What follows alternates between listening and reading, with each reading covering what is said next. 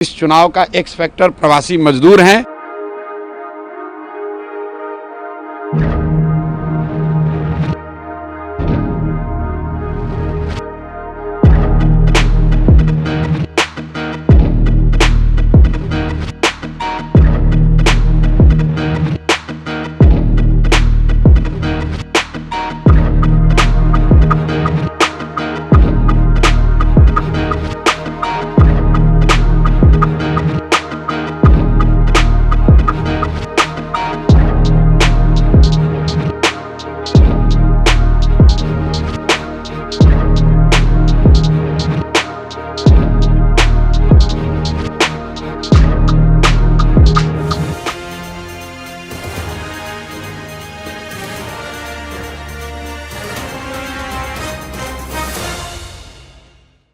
क्या दर्शा रहा है सर? 30 सालों में नहीं, आज़ादी के बाद बिहार में हुए चुनाव में ये सबसे ज़्यादा वोटिंग परसेंटेज है।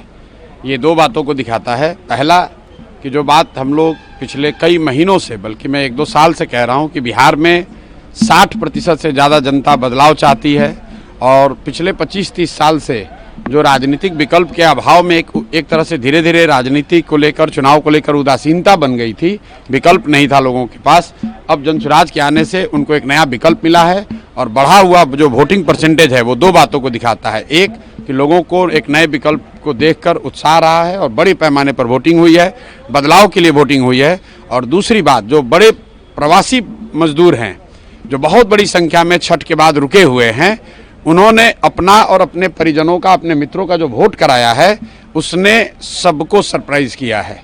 और जितने लोग ये बैठे हुए थे कि महिलाओं को 10,000 पैसा मिल गया और उसी से हम लोग जीत जाएंगे, इन चुनाव में महिलाएं तो हैं ही, लेकिन महिलाओं से बढ़कर प्रवासी मजदूर एक्स फैक्टर है। इस चुनाव का एक्स फैक्टर प्रवासी मजदूर हैं।